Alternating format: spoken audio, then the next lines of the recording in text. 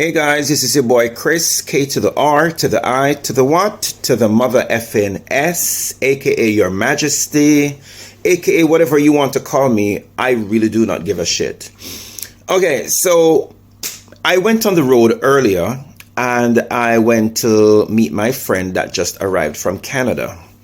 And whilst I'm on the way driving, I decided to look at my phone, well, one of my phones, and I saw a message from a lady that was asking me for help.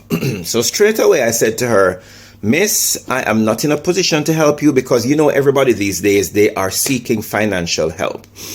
And I said to her that, if a money you want, basically, it's not going to work. It's just not possible. She said, Kris, I have my own money, but I need help. I need you to help me to get my child back. I said, what do you mean?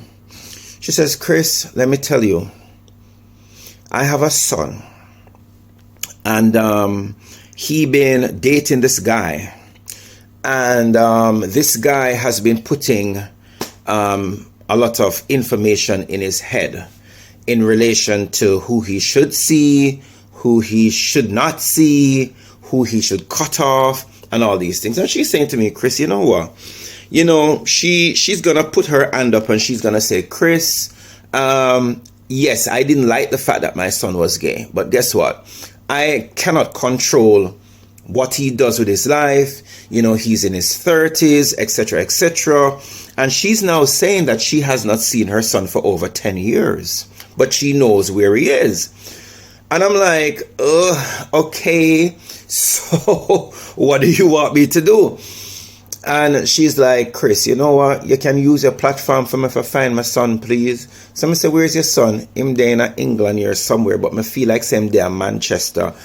And I'm like, darling, look, first of all, you need to understand that whatever happened between you and your son, that may never get him to come back, if that makes sense. You know, that may never get him to come back. And I went on to asking her, did you have an opportunity to change things? She said no. She said, okay.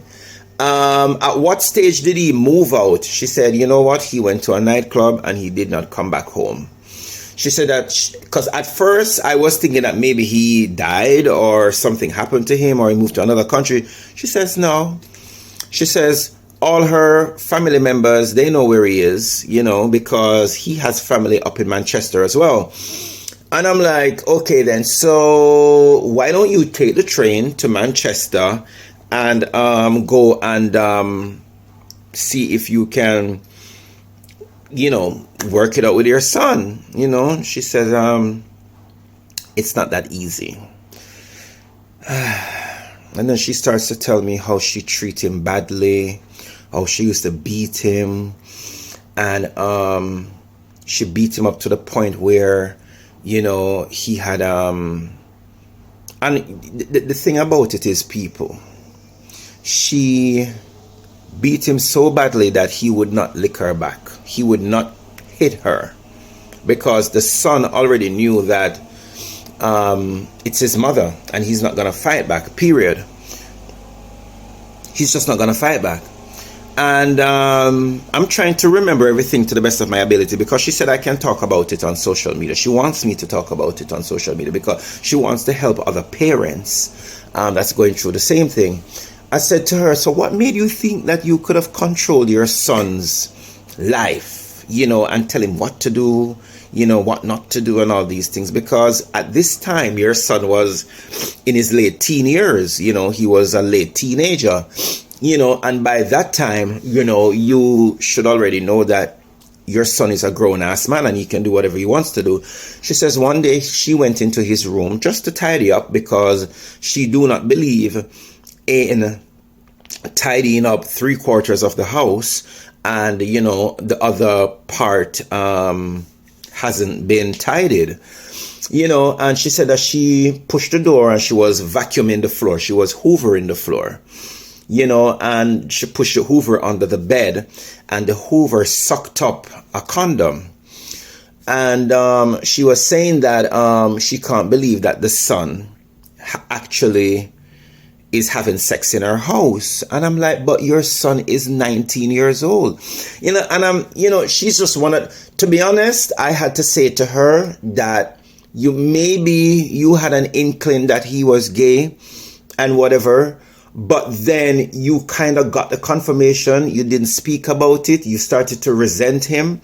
And this is the thing that happens over and over. So I said, how do you know that the condom was used? She says, Kris, I examined it. And I'm like, you go in the boy room and you go and examine, you see the vacuum suck up the condom and kind of block the holes of the vacuum. And you pull it out and you say it's a condom. And she said, it's like she said, well, not to be completely graphic, but she said the condom looked like it was somewhere where it shouldn't. Like it was used somewhere where it shouldn't.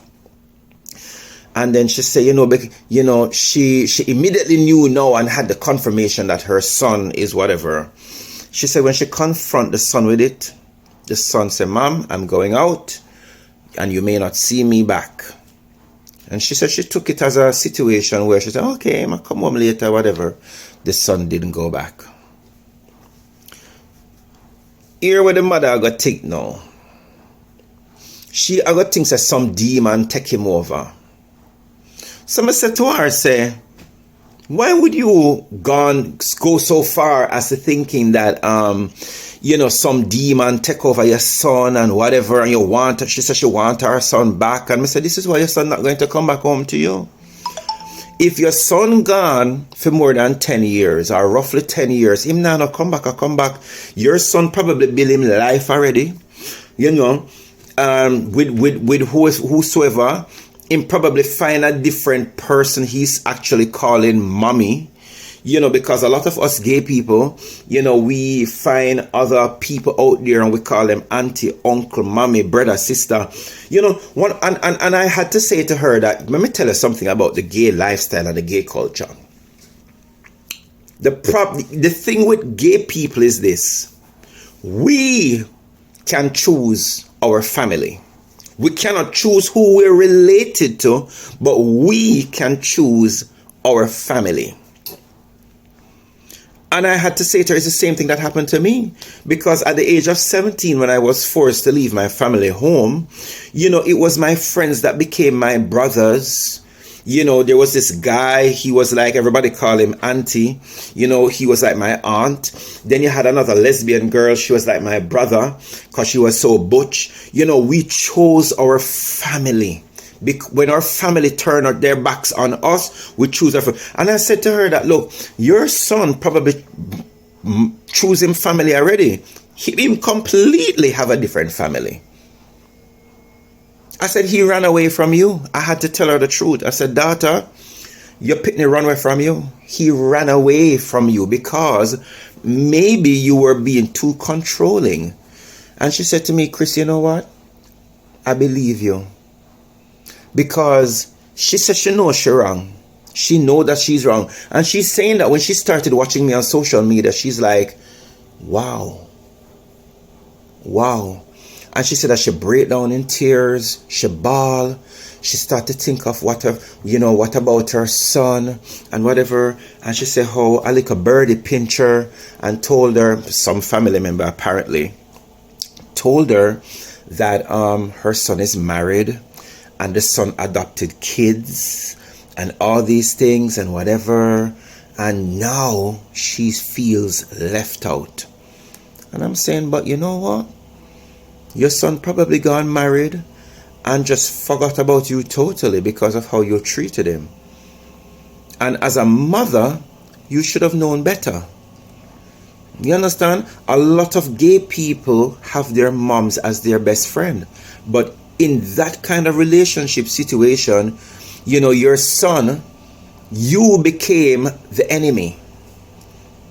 A lot of moms are very, very accepting. And you weren't. You were making him over. You try to do the things to make him over. You understand me? Like you wanted him to be how you wanted him to be. And you can't do that. I say you can't do that. Oh, but he was my only son, and I thought I would get grandkids, and I would have a daughter-in-law. And I say, yes, this is the problem with some amount of parents. You want to pick and choose what your kids do, even when they're adults.